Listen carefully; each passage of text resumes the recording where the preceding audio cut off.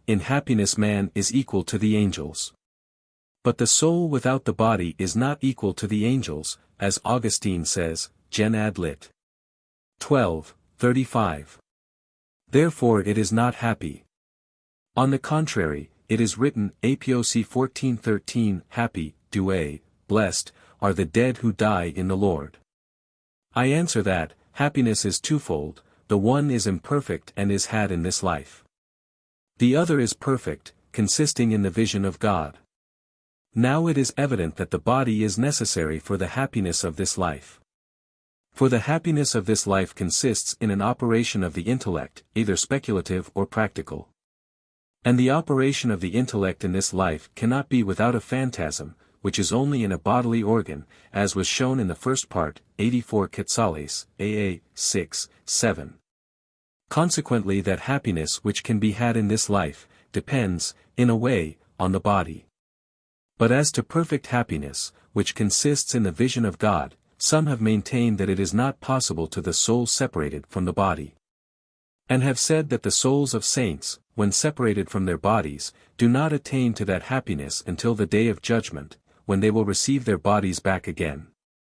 And this is shown to be false, both by authority and by reason. By authority, since the Apostle says, 2 Corinthians 5 verse 6, while we are in the body, we are absent from the Lord, and he points out the reason of this absence, saying, For we walk by faith and not by sight. Now from this it is clear that so long as we walk by faith and not by sight, bereft of the vision of the divine essence, we are not present to the Lord. But the souls of the saints, separated from their bodies, are in God's presence. Wherefore the text continues, But we are confident and have a good will to be absent from the body, and to be present with the Lord. Whence it is evident that the souls of the saints, separated from their bodies, walk by sight, seeing the essence of God, wherein is true happiness. Again this is made clear by reason. For the intellect needs not the body, for its operation, save on account of the phantasms, wherein it looks on the intelligible truth, as stated in the first part, 84 Quetzales, 7. Now it is evident that the divine essence cannot be seen by means of phantasms, as stated in the first part, 12 Quetzales, 3. Wherefore, since man's perfect happiness consists in the vision of the divine essence, it does not depend on the body. Consequently, without the body the soul can be happy. We must, however, notice that something may belong to a thing's perfection in two ways. First, as constituting the essence thereof, thus the soul is necessary for man's perfection. Secondly, as necessary for its well-being, thus, beauty of body and keenness of perfection belong to man's perfection. Wherefore though the body does not belong in the first way to the perfection of human happiness, yet it does in the second way. For since operation depends on a thing's nature, the more perfect is the soul in its nature, the more perfectly it has its proper operation, wherein its happiness consists. Hence, Augustine, after inquiring, Gen. Ad lit. 12, 35, whether that perfect happiness can be ascribed to the souls of the dead separated from their bodies, answers, that they cannot see the unchangeable substance, as the blessed angels see it. Either for some other more hidden reason, or because they have a natural desire to rule the body. Reply Obj. 1. Happiness is the perfection of the soul on the part of the intellect, in respect of which the soul transcends the organs of the body. But not according as the soul is the natural form of the body. Wherefore the soul retains that natural perfection in respect of which happiness is due to it, though it does not retain that natural perfection in respect of which it is the form of the body. Reply Obj. 2. The relation of the soul to being is not the same as that of other parts, for the being of the whole is not that of any individual part, wherefore either the part ceases altogether to be, when the whole is destroyed. Just as the parts of an animal, when the animal is destroyed. Or, if they remain, they have another actual being, just as a part of a line has another being from that of the whole line. But the human soul retains the being of the composite after the destruction of the body, and this because the being of the form is the same as that of its matter, and this is the being of the composite. Now the soul subsists in its own being, as stated in the first part, 75 Quetzales, a. 2.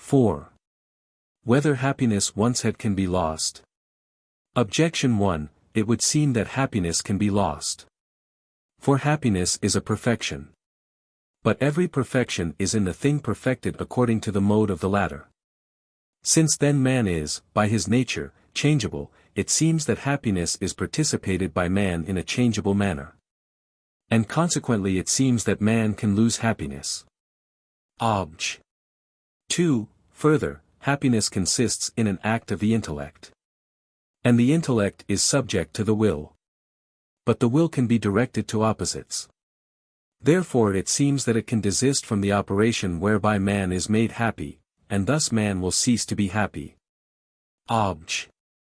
3. Further, the end corresponds to the beginning. But man's happiness has a beginning, since man was not always happy. Therefore it seems that it has an end.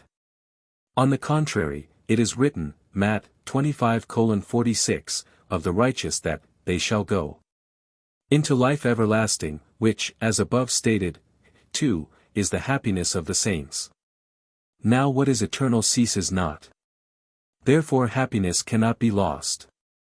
I answer that, if we speak of imperfect happiness, such as can be had in this life, in this sense it can be lost.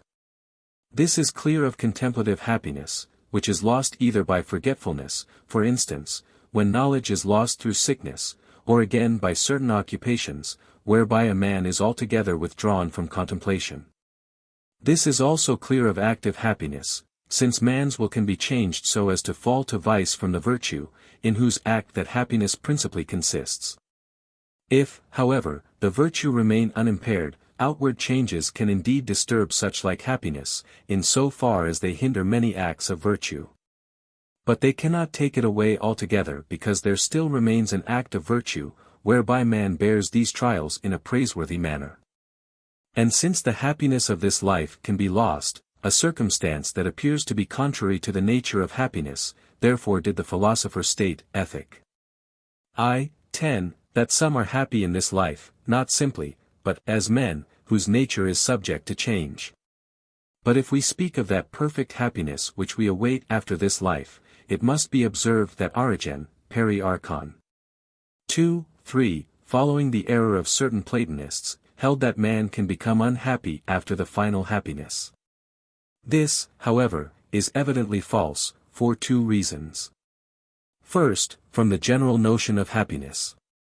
For since happiness is the perfect and sufficient good, it must needs set man's desire at rest and exclude every evil. Now man naturally desires to hold to the good that he has, and to have the surety of his holding, else he must of necessity be troubled with the fear of losing it, or with the sorrow of knowing that he will lose it. Therefore it is necessary for true happiness that man have the assured opinion of never losing the good that he possesses. If this opinion be true, it follows that he never will lose happiness, but if it be false, it is in itself an evil that he should have a false opinion, because the false is the evil of the intellect, just as the true is its good, as stated in Ethic. 6, 2. Consequently he will no longer be truly happy, if evil be in him. Secondly, it is again evident if we consider the specific nature of happiness. For it has been shown above, 3 Quetzales, a. 8, that man's perfect happiness consists in the vision of the divine essence. Now it is impossible for anyone seeing the divine essence, to wish not to see it. Because every good that one possesses and yet wishes to be without, is either insufficient, something more sufficing being desired in its stead, or else has some inconvenience attached to it, by reason of which it becomes wearisome. But the vision of the divine essence fills the soul with all good things, since it unites it to the source of all goodness, hence it is written, Psalm 16 verse 15, I shall be satisfied when thy glory shall appear, and, Wis. 7:11, all good things came to me together with her, i.e. with the contemplation of wisdom. In like manner neither has it any inconvenience attached to it, because it is written of the contemplation of wisdom, Wis. 8:16, her conversation hath no bitterness, nor her company any tediousness. It is thus evident that the happy man cannot forsake happiness of his own accord. Moreover, neither can he lose happiness, through God taking it away from him.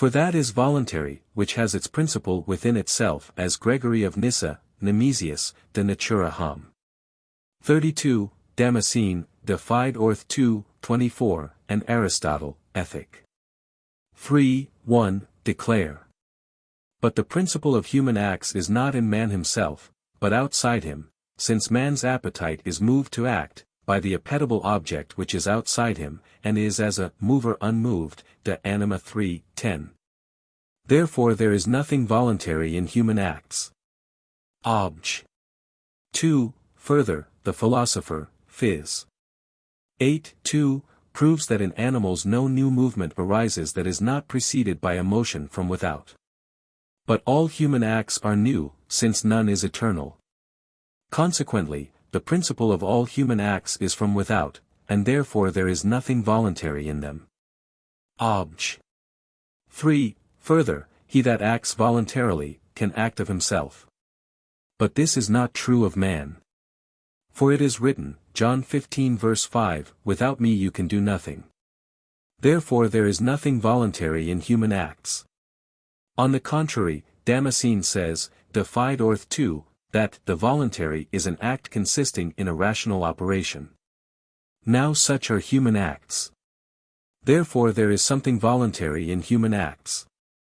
I answer that, there must needs be something voluntary in human acts. In order to make this clear, we must take note that the principle of some acts or movements is within the agent, or that which is moved, whereas the principle of some movements or acts is outside. For when a stone is moved upwards, the principle of this movement is outside the stone, whereas when it is moved downwards, the principle of this movement is in the stone. Now of those things that are moved by an intrinsic principle, some move themselves, some not. For since every agent or thing moved, acts or is moved for an end, as stated above, 1 Quetzal, a. 2. Those are perfectly moved by an intrinsic principle, whose intrinsic principle is one not only of movement but of movement for an end. Now in order for a thing to be done for an end, some knowledge of the end is necessary. Therefore, whatever so acts or is moved by an intrinsic principle, that it has some knowledge of the end, has within itself the principle of its act, so that it not only acts, but acts for an end. On the other hand, if a thing has no knowledge of the end, even though it have an intrinsic principle of action or movement, nevertheless the principle of acting or being moved for an end is not in that thing, but in something else.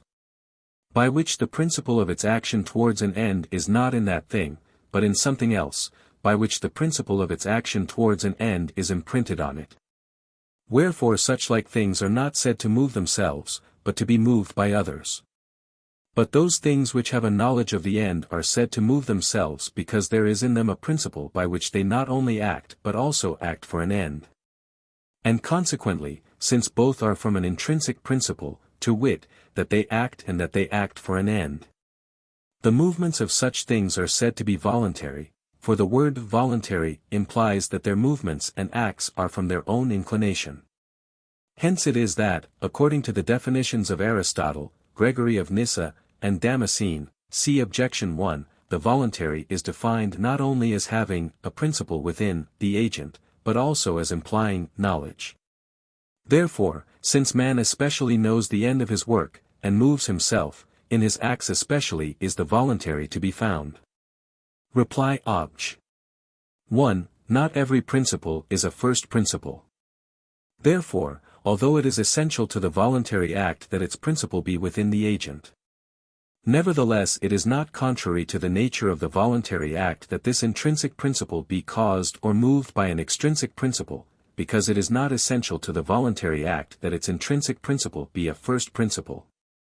Yet again it must be observed that a principle of movement may happen to be first in a genus, but not first simply. Thus in the genus of things subject to alteration, the first principle of alteration is a heavenly body, which nevertheless is not the first mover simply, but is moved locally by a higher mover. And so the intrinsic principle of the voluntary act, i.e. the cognitive and appetitive power, is the first principle in the genus of appetitive movement, although it is moved by an extrinsic principle according to other species of movement. Reply Obj. 2.